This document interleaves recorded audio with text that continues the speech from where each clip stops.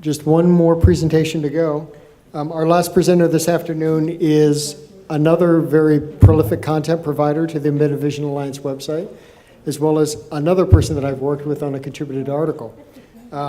The presentation is exploiting synergy between image improvements and image understanding algorithms from Michael Tusch at Apical, and his bio. So Michael is founder and CEO of Apical Limited, a UK-based technology company specializing in image and video processing technology. He started his career as a researcher in semiconductor quantum theory at Oxford University before moving to industry, first with the Boston Consulting Group and later holding several technology management positions before founding Apical in 2001. Michael. Thanks a lot.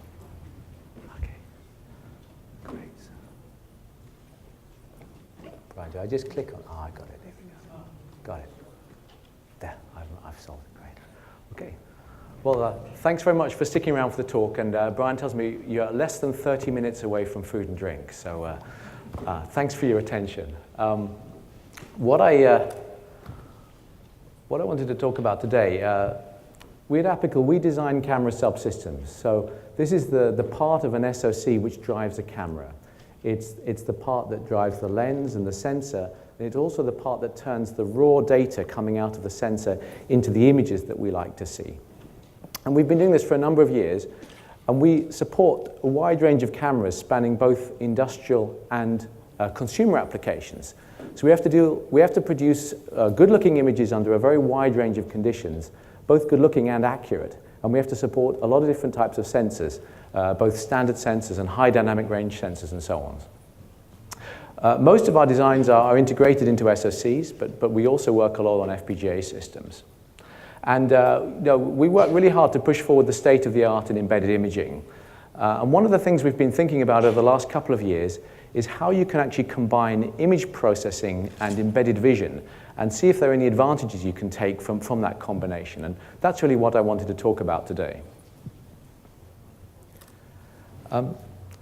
Let's look at this frame that might be an input into a computer vision or embedded vision algorithm, some kind of object tracking problem. Analysis of this kind of data is actually quite hard.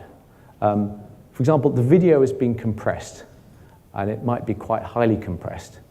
That compression adds noise, that's compression artifacts, as well as losing information that might be relevant to the scene. The resolution is quite low, and we might have to downscale it further if we're running some complex algorithms in software which can't run in real time. And the frame rate might be limited. Also, we don't know anything about the noise in that scene. It might be quite useful to know how noisy those shadows are compared to the highlights, because that might tell us something about the quality of the data in those different regions. But because the camera has processed all of this before we get to see the pixels, we have no idea what the noise distribution in that frame is. And finally, although the colors are probably broadly accurate, we have no real knowledge of whether those represent the true colors in the scene. So this post-processing problem, where we're just given images as output from a camera, is generally quite hard. And I'm just thinking about how we could make that problem a little bit easier. Let's talk about what goes on inside the camera a little bit. So inside the camera, there's something called an ISP, which stands for Image Signal Processor. It's the processor that turns the raw pixels coming out of the sensor into an image that looks realistic to us. And there's a whole sequence of transforms that go on, which I'll talk a little bit more about shortly. The point is that these ISPs today are not really normally designed with any kind of embedded vision processing in mind. They're fundamentally designed to produce fairly accurate looking images, and actually more even than that, aesthetically pleasing images for the eye. And in fact, because of the processing that has to be done to make images look nice, sometimes vision and visualization can actually be in conflict with each other. In other words, for embedded vision, what we really want to do is use the sensor as some kind of calibrated instrument to measure information in the scene and extract knowledge about objects with some kind of quantifiable probabilities. But for visualization, we want to transform the pixels to make them look as we expect them to be. And because the eye-brain system strongly adapts what we actually see, depending on lighting conditions and scene conditions and so on, that means that those original pixels have been strongly adapted in rather non-linear fashion compared to what the sensor delivered to us. So there is actually a kind of conflict in these two requirements. Let's just talk briefly about what goes on in one of these image processors. And I've given a fairly simple example here. So if you look at that block diagram on the right-hand side, right at the top, you've got the sensor module. That's the lens and sensor assembly. And out of that comes a stream of what's called raw pixels. And those are usually in what's called a Bayer format, which means that each pixel has a single color, a red or a green or a blue, depending on the filter that's been put in front of that pixel. Those aren't actually the true colors of that pixel. Those actually have to be inferred or guessed from some kind of interpolation in the neighborhood. And it's the job of that pipeline to take the image on the top, which is actually a kind of direct rendering of that raw data coming out of the sensor, to produce the image at the bottom, which is something that looks hopefully very close to what we'd see with our eyes if we actually stood in that same position in that scene. So for example, this ISP has to do a lot of things. It has to clean up defective pixels in the sensor. It has to reduce noise. It will correct for lens artifacts. It will compress dynamic range. It will try to extract true colors from the scene. It also has to figure out what exposure levels to set and how to drive the lens in an autofocus system. So all these things are going on inside the pipeline, and they're all controlled by some kind of firmware driving the camera. So after all these processes have occurred, we end up with the pixels at the bottom. And you might well argue that actually the raw data is actually much better for visualization. It's a kind of more honest view of the image. It's linearly encoded. It's not been adapted. It's what the sensor has actually seen. And so therefore that scene information is very predictably encoded in the raw data of the sensor. The question is, do we actually have access to that? Even if we do have access to it, the ISP does actually gather some useful information. It kind of figures out what the noise profile of the scene is. And I'll talk a bit more about that later. It works out both what the original colors are in the scene and typically extracts what kind of lighting illuminates the scene, whether you're outdoors or in tungsten light or in fluorescent light. During things like demosaicing, which is converting the Bayer pixels to RGB values, it actually has to extract things like edges and textures, which might be useful for analytics. And it knows which parts of the image are in shadow and which parts are in highlight, and it can actually adjust between those two. So one question might be, let's take the raw data, but maybe some of the information that this ISP extracts could be useful in augmenting some of our embedded vision algorithms. So in other words, could we use this information to improve the accuracy of our vision processing? So here's one example. I'm trying to indicate how this might be useful in practice. The ISP has to extract something called the noise profile. It's effectively the signal-to-noise ratio as you move through different brightness levels in the scene. And that diagram on the right shows, on the x-axis, it shows the pixel brightness, and on the y-axis, it's basically the standard deviation of noise in some uniform region at that brightness. So the point is, of course, as you might expect, the signal-to-noise ratio increases as you move from dark on the left to bright on the right. The point is, though, that through calibration for the sensor, we can model that function very precisely. So what that means is we know what the noise level in any part of the scene is, and we could use that to adjust the detection probability of objects depending on whether they're in shadows or highlights. And this can help us reduce false positives due to noise, or it can allow us to be more confident in a positive detection in an area where noise is low. And here's a scene where you could put this into practice. So actually in the top, you can see a person who we're trying to detect via some kind of object detection algorithm. So on the top, that person is well illuminated, and their signal is well above the noise threshold.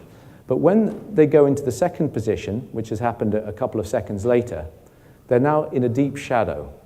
And actually, if you look at the pixels in that region, the human shape pixels are almost at the noise level of the sensor. So without any a priori knowledge of the noise level, it would be very difficult to establish any kind of rules that could confidently detect that person under those conditions. But in this case, because we do know exactly what the noise level is, in this case, we can establish a threshold by which we know with very high probability that's a genuine detection rather than some kind of noise fluctuation. So using this kind of knowledge of noise, we can, as I say, we can reduce false positives or negatives due to interaction between signal and noise.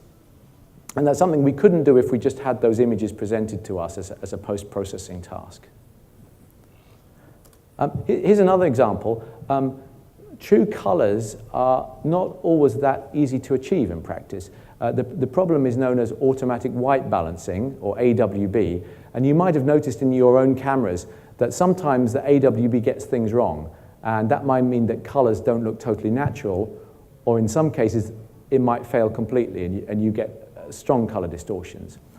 And even primary colors don't always render that consistently, even under the same kind of lighting conditions, as you can see here. And this manifests itself in a particular case we considered, which is if you want to supplement some kind of face detection algorithm using skin tone maps. So obviously, skin tones have a very well-known distribution in a well-defined color space, and obviously you can use that to help you figure out if that's a face or something else. Now, actually, that looks approximately skin tone-like, but in practice, there's no real way of knowing whether that skin is actually rendered in any realistic skin tone space just from looking at that image. So one thing that the automatic white balance algorithm has to do is try to estimate what the illumination of the scene is. In other words, whether it's outdoors in daytime or evening, whether it's under fluorescent light, whether it's under tungsten light, and so on. And what we find is if we use that estimation of the scene illumination together with the raw colors before they've been through any actual color transformations, we can get a much more accurate registering of where that skin tone is in a skin tone color space. So in other words, knowledge of the light source and knowledge of the raw colors gives us a much better way of detecting skin tones than just by looking at those RGB values that we see in that image there. I like to think about the problem the other way around as well. So the question is, can the vision engine help the image processing? So of course, the vision engine can get some useful information. It can analyze a scene, it can identify things within the scene, and it can track things as they move across it. So could we use any of this information to improve the accuracy of our visualization? In other words, make our pictures look better? Well, let me return to this AWB problem. As I mentioned, AWB doesn't always work, and it's challenging to get colors correct under arbitrary lighting conditions for arbitrary scenes. So one thing we were looking at is how can we increase the probability of correctness using known color cues? In other words, if we could figure out whether there's something like skin or grass or sky in a scene, because we know a priori what kind of colors are associated with those objects, we can use that to augment our estimation of what the lighting conditions are. And here's an example of how we might do that. So if you look at the top graph, this is an example of the kind of algorithm that would be used inside an automatic white balancing engine. So we have a color space there. In other words, we have two color ratios on the axes, and that curve you see is the pixels that would be generated by a black body at a certain temperature, emitting at a certain temperature. So if you look at the top, you get what would be sunlight, and as you move down the curve, you get towards cooler lighting, which is like interior lighting and so on. And what in practice happens is we get all the pixels in the frame and we map them on that diagram, and we try and figure out where the closest point on that curve is, and that tells us what the light source is. Now, that works great if you've got certain kind of scenes, particularly ones where you have a lot of white, or what should be white. But in some cases, you don't have very good information, and that makes guessing where on this curve you are quite challenging. If we look at what's shown below, that's a grass detector. So in other words, without using the fact that grass is green, we can detect, due to various textures and other characteristics, fairly reliably that those parts of the image which are shown in white correspond to grass with high probability, and those areas shown in black correspond to grass with low probability. So you can see that this is detected that we have grass in that scene. So actually, first thing you know is if you've got grass, you're probably outdoors. So that actually excludes a lot of problematic, the 100 or so light sources that apply indoors. And actually, even beyond that, you know roughly what color space is occupied by grass typically, what area of green. And you can feed that information into the AWB algorithm to correct your estimation of what the scene illuminant is. And that works out really quite well. And you then use that estimation to figure out how you transform your raw pixel colors to get all the colors in the scene correct. So just here's an example of using some knowledge of the scene to try and figure out what the colors in the scene should be. And actually, we've put all this kind of thinking together in what you might call a combined imaging and vision architecture. So this is a schematic where you've got the sensor on the left, and that's feeding the raw data, the raw Bayer data into an ISP, which is that sequence of transformations that I showed in an earlier slide.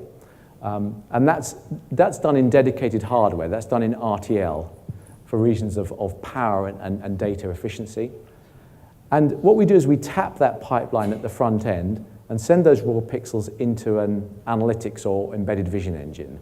And that's doing feature extraction, object detection, classification, basically using a kind of HOG and support vector machine architecture. And that's, again, all implemented in hardware and hard logic. And again, for the reasons of efficiency. It means that we can process full HD at 60 frames per second with no latency and with relatively low power. And both those engines are coupled to a CPU, and the CPU runs firmware which does the higher level analysis. So the CPU doesn't have to do any heavy calculations, meaning we don't need any kind of DSP type resources. It's doing things like figuring out what the exposure of the camera should be, figuring out what the automatic white balance should be in the case of the ISP. And in the case of the analytics engine, it's doing the higher level analysis of the probability distributions generated by the feature extraction and classification algorithm, figuring out which objects are where and how big they are. And in addition, you can see these 2 arrows here. This is where statistics get shared between the two. This is where the ISP can tell the vision engine about how noisy a given part of the scene is, and where the analytics engine might tell the ISP whether you're outdoors or indoors. And at the end, we push out the video data to the network into some encoder and a display. And at the same time, we output metadata, which can be used to tell you for each frame, of the video, what objects are located where. And we put this into practice on a Xilinx Zynq FPGA. So here we've got the Zynq board with the gigabit Ethernet out, and connected to the front of that is an HD camera module. So we can feed that data into the board, process it all on the board, and send it out. So we don't actually need to involve a PC in this if we don't want to. And so I think I've got some videos captured with that system just to show you it in practice, just to show you that something is actually coming out of it. So here we've got a few scenes captured using that board. I should reassure you, in the UK, jaywalking is not illegal, actually, in case you were worried, although it's a bit unwise. This is some of our staff, actually. So here we're doing face, upper body, and full body detection using kind of HOG SVM schemes. This is a challenging case. The object is very small. There's a lot of motion and detail in the background. It's actually fairly noisy. We can detect a face at about 17 pixels on an HD frame with this method. And we're not doing an optical flow on this. This is just per frame detection. And here's a fairly complicated scene taken in our office with a lot of people moving around, a lot of different poses. And obviously, here we're primarily relying on the upper body signature in to identify people as opposed to faces and so on. I see you're still awake. That's very good. Yes, yeah, yeah. So actually, we didn't get all the detections, but I have to say we didn't have any desk diving in our training set. So that's something we're working on for the future. I didn't actually even notice that when I put this presentation together, and then I noticed it too late actually after I'd sent it to Jeff. So anyway, so you can see it works in practice, and we're able to get fairly reliable detections on fairly challenging environments in real time. So my conclusion is really just to set out the problem that from the start, the requirements for vision, in other words, analytics, and visualization, in other words, generating pictures we like to see, are quite different, and frequently they're in direct conflict. And that means that the problem of trying to do vision on pre-processed video that's come out through a camera that we don't know anything about is actually quite hard in the most general case. And a lot of the problems one finds with getting accurate detection are due to this problem. On the other hand, we don't want to separate them completely because some of the things that we are involved in the ISP actually help the vision engine if you can transfer that data efficiently. And also, of course, as we talked about, understanding of vision, in other words, scene analysis, can actually help the visualization problem. And that's obviously something we continue to work on and find very interesting. So just a few resources. If you're interested in finding out more about what we do, you could check out our website. And there's quite a few resources, as always, on the Embedded Vision website, some of the things that we've been involved with. So encourage you to check that out, and obviously very interested in any feedback you have. So thanks very much for your attention.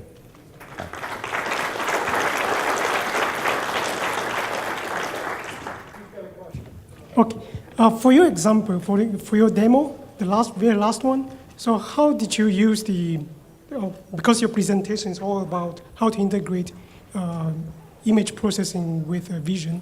So for your detection and tracking, so can you give us the example how you use that in your architecture to improve your tracking and detection? Yeah. Okay. So primarily we're doing feature extraction with HOG, and we're doing object classification with a sort of support vector machine system. So that's the sort of traditional computer vision method. But what we're doing is, so that's giving us a kind of probability mesh for detected objects. And what we're doing is we are modifying that probability mesh based on, in those cases, on two things. One is on noise distribution. So in other words, depending on whether the object is in a low or high noise situation. And secondly, on color information, particularly in this case using skin tone information if we've got any faces involved. So it's a kind of secondary, it's a way of just altering our probabilities of detection based on some knowledge of the frame. If that makes sense. Yeah.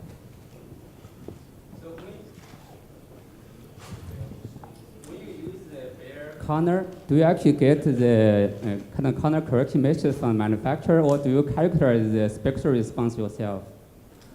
Sorry, I missed the beginning of that question. So when you use the Bayer corner yourself to improve the skin tone, so did you actually characterize the sensor response yourself, or you get some data from the manufacturer? Yeah, right. So basically we have to calibrate this to the particular sensor. So we have to analyze the sensor color characteristics, and then we build up a model, and that fixes effectively our color correction matrix for that particular sensor. So yes, we have to characterize the sensor in this case. Yeah. In one of your early examples, you were talking about a transmitted or stored image that you were then processing at a later date. In any of your work, have you looked at a way to represent all of the information you want for visualization and all of the information you want for vision without taking up twice as much bandwidth? Yes. I mean, yes, actually, that's a good question. I mean, in principle, what you could do is you could take, inside the camera, you could take all those statistics and pack them into some format. And of course, those statistics can be quite densely packed because these are things like noise distributions and so on. And you could output them as some kind of meta stream, which could then be accessed by the algorithm. So that would certainly be helpful. Although I have to say that you would still be left with the transformed pixels. And certainly we find that for vision, using the original linear raw pixels is more efficient. So I think what you're describing would certainly help, for sure. But I think probably it still doesn't quite reach the point of having it all integrated together inside the system. One more question? What is everybody thinking about food and drink outside? Thank you, Mike.